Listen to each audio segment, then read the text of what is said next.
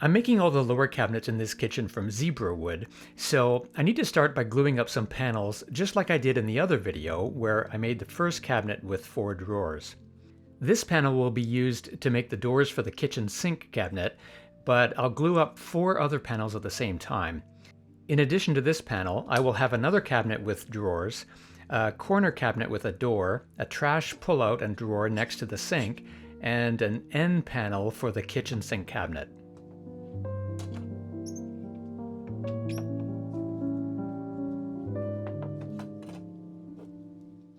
I clamped everything together and then put a 2x4 across the end and clamped it to my workbench to keep the panel flat.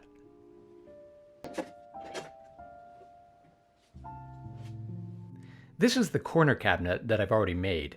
The plywood is 23.5 inches deep, and then I'm adding a 1/2 inch Zebrawood edge banding to get a full 24-inch depth.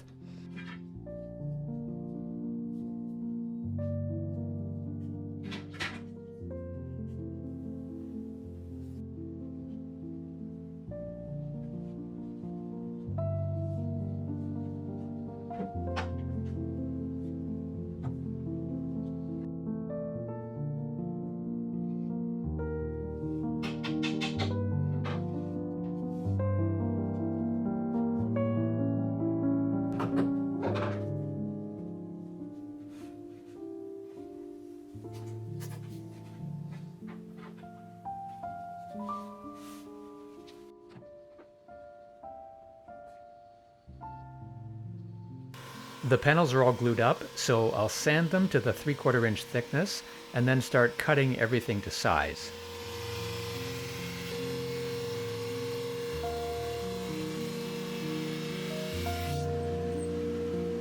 I made the largest panel for the kitchen sink to be extra large so that I can cut off this 2-inch strip. I'm going to use that as a support for the corner cabinet, and it will also be used to mount the hinges for the door. The reason I made it a full 2 inches wide is because I want to be sure that this cabinet's door has enough clearance so that it doesn't interfere with the door on the kitchen sink cabinet.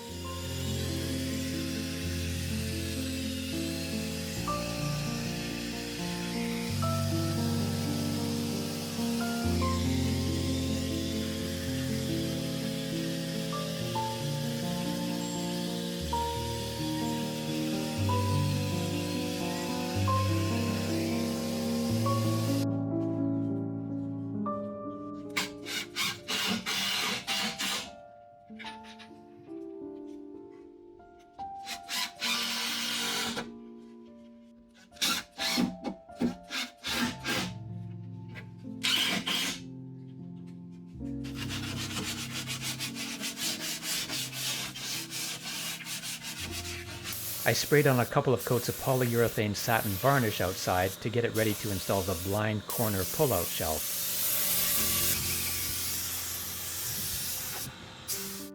Next, I'll work on the doors for the kitchen sink cabinet. This cabinet will have a tilt-out drawer under the sink, so that's what this first narrow piece is for. I'm cutting it from the same panel for the doors so that the grain will match up. Next, I'll rotate the panel and cut the 2 doors.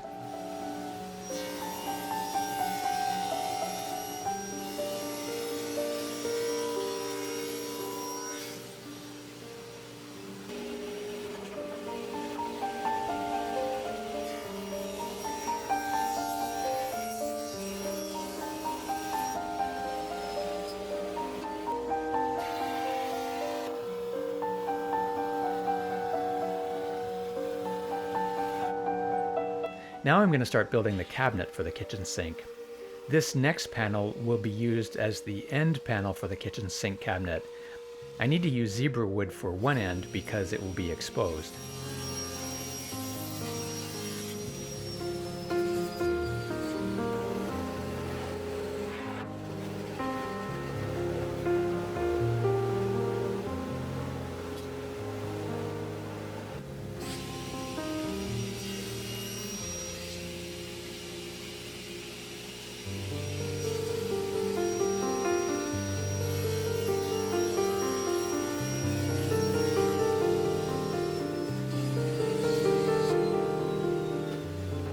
As a double check to make sure that I measured correctly, I used the plywood panel from the other end to make sure that they're both the same size. Now I'll cut everything to be the 23.5-inch depth. I have one plywood end panel and one piece of plywood that will separate the kitchen sink from the trash pullout.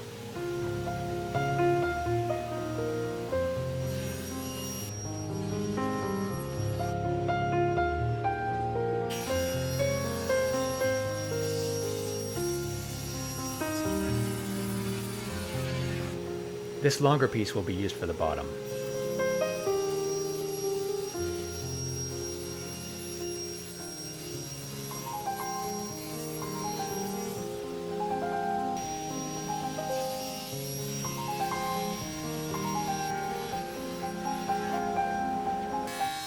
Now with my dado blade, I will cut a rabbet along the bottom edge of the plywood panel. This is where the bottom piece will fit. And then I'll do the same on the Zebrawood panel that goes on the other end of the cabinet.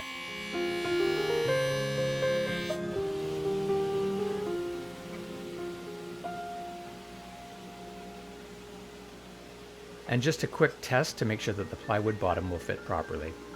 Next, I'll cut the grooves for the 1/2-inch plywood back.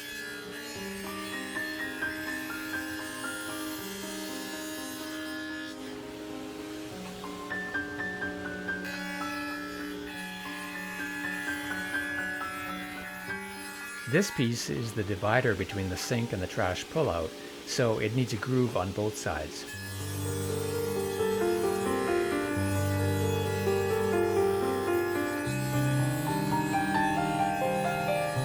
With the dado blade and fence set up, I want to cut all the grooves at the same time, so this is the groove in the Zebrawood. And another test to make sure the plywood back will fit into the groove. And finally, a groove cut into the bottom piece.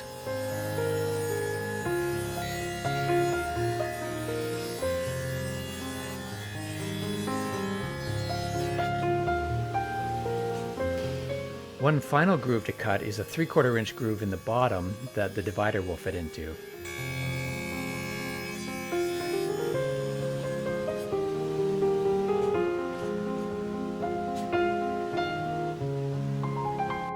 Now it's ready to glue up.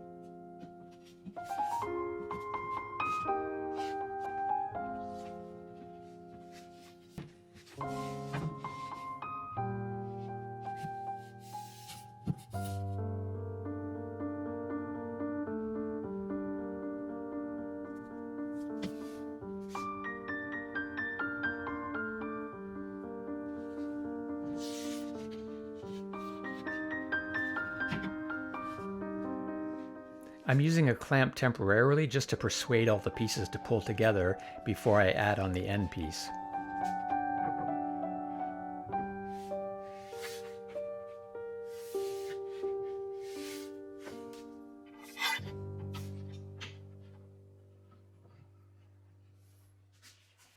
Once it's clamped up, I can measure along the bottom to figure out how long to cut the stretchers that will go along the top. The two stretchers that go along the back also have a groove cut into them for the 1/2-inch plywood back.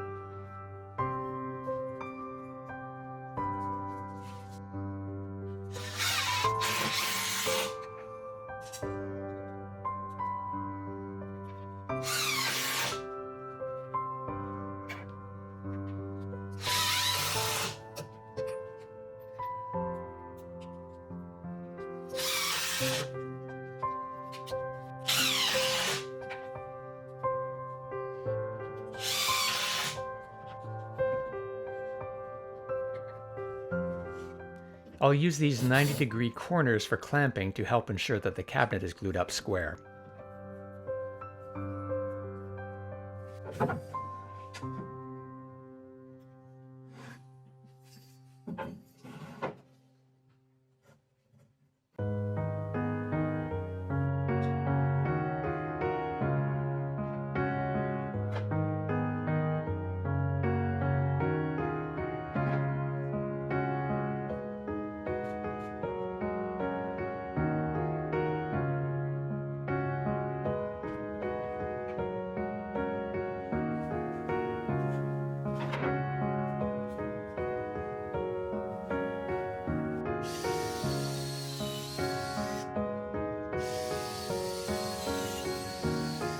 Next, I need to mount another piece of zebra wood to go horizontally where the cabinet doors will meet the tilt-out drawer.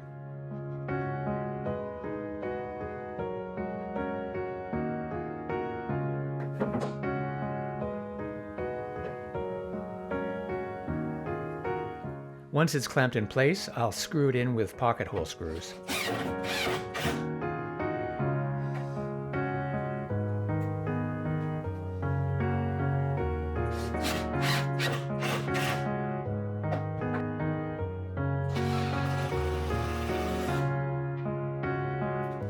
Now I'll cut the two doors to the correct width.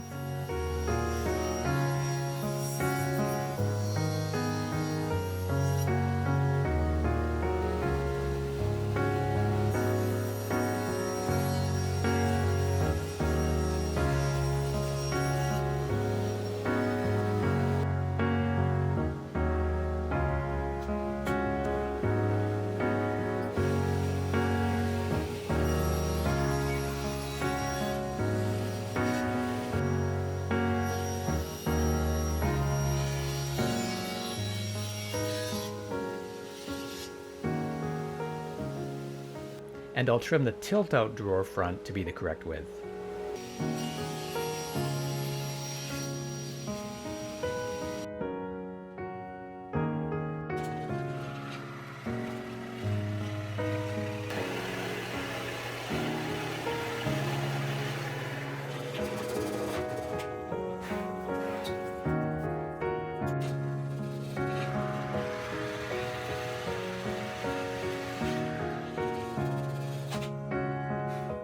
I'm using two types of hinges for this cabinet.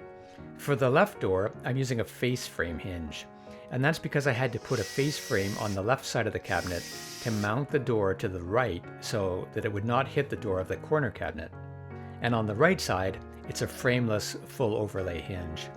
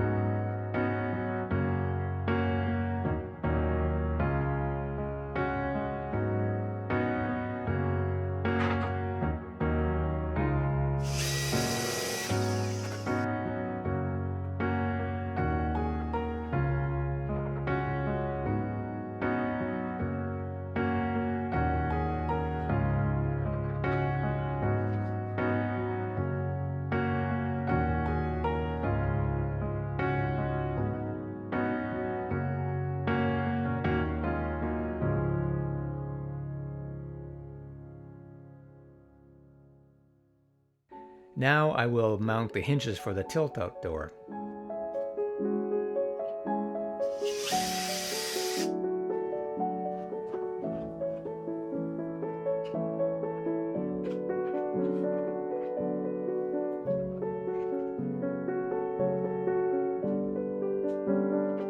Before screwing in the tilt-out drawer front, I need to make sure the grain is oriented correctly. That's not right. That's not right. And that's not right either, so this final one has to be right.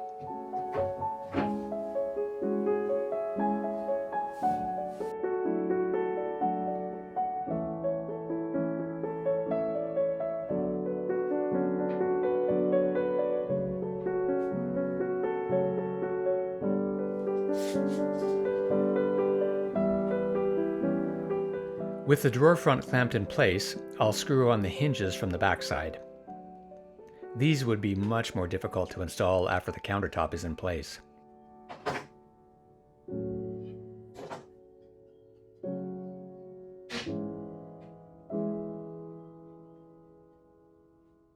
Now I will install the trash pull-out.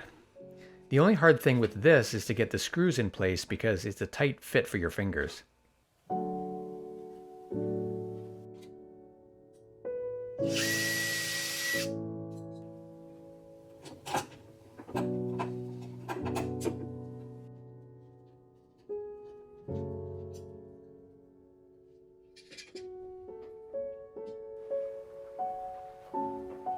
I clamped the door in place to be sure the gap on the left side was correct, and then I screwed the door on from the back side. The drawer front will be adjustable, so it doesn't have to be perfect at this point.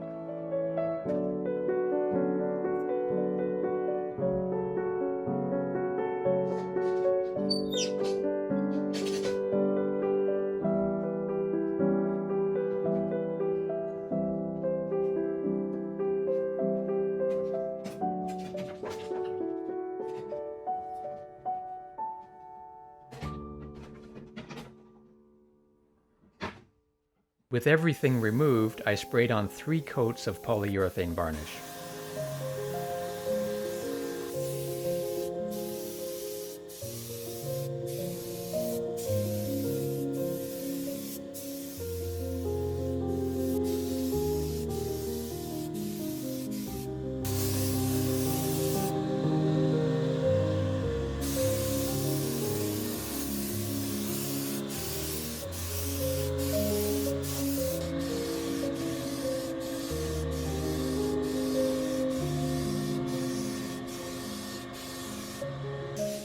This is another little cabinet that I made to serve as a coffee station. I'll show that mounted at the end of the video.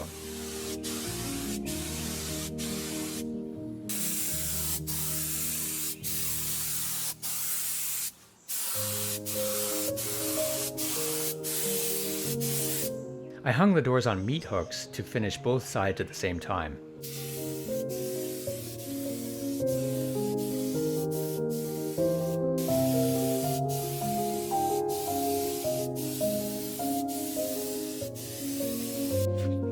And then I hung them in the garage to dry.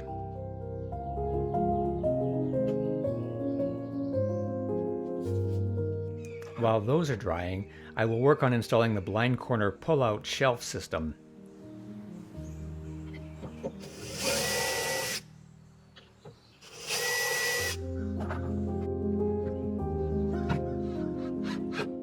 It's not that difficult to do. It comes with a cardboard template so that you know where to put the mounting pieces, and then you just need to follow the instructions.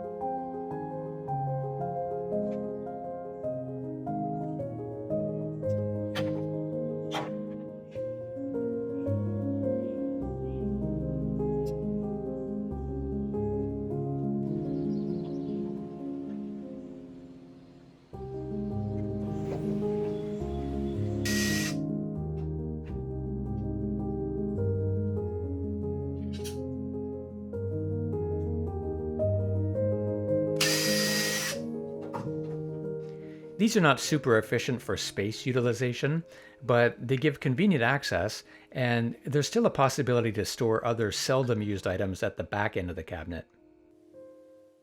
Now the cabinet's ready to install.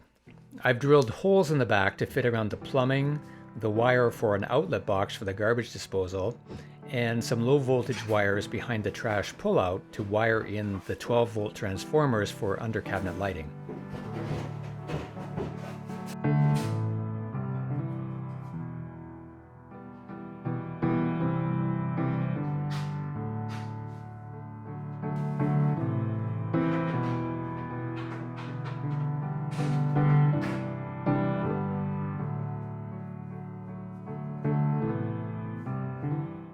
Back in the workshop, I will make pulls for all of the drawers and cabinet doors. These will be similar in design to the Zebrawood door pulls that I made for the upper cabinets, but I will use some leftover wenge for the bottom cabinets.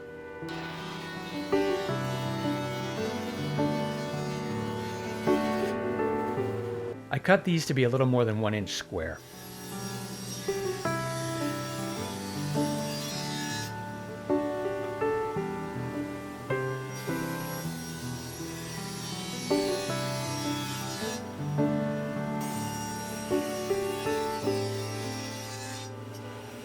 And then I planed them down to 1 inch by 1 inch.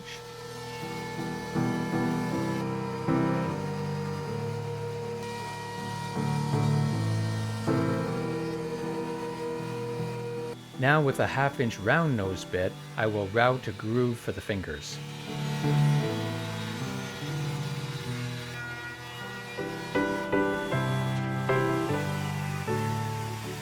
And then I will round over one edge with a 1/2 inch round over bit. There's too much of a risk that the bit will grab the front end of the board, so I start a little in from the end, and then I clean up the end with a climb cut.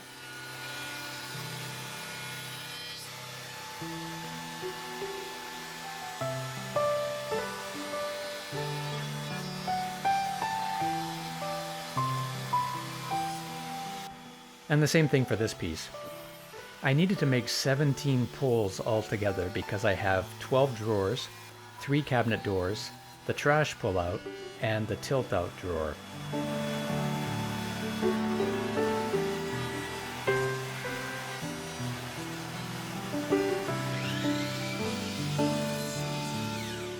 I cut each one to be 4 7/8 inches long.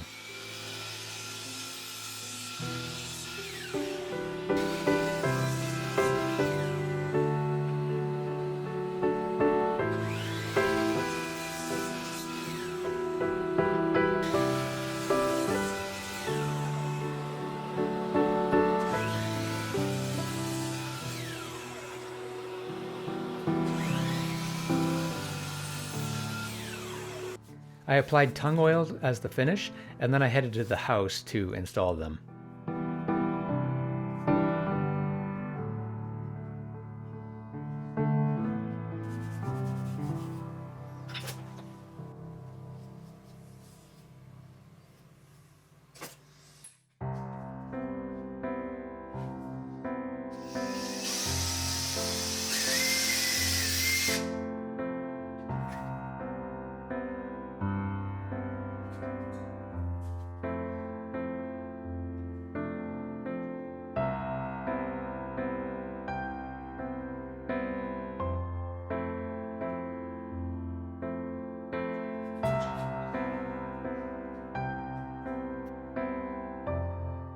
I made this drilling jig with holes 3 inches apart. Now, I'm always concerned for the next homeowner who might want to switch the drawer pulls with something different, so 3-inch spacing is pretty standard and gives them plenty of options.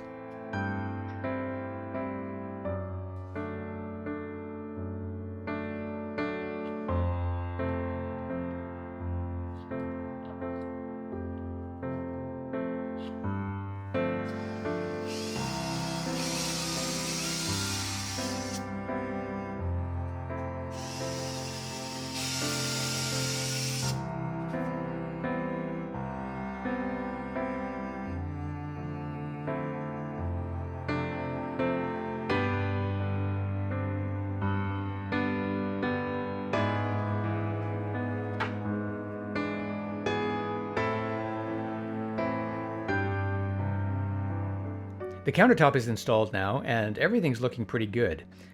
The only things remaining are the island, the backsplash, and the under cabinet lighting.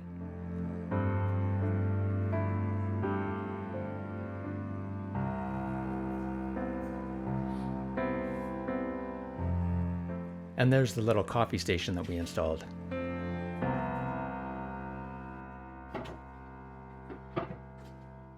So I gotta ask, would you make it?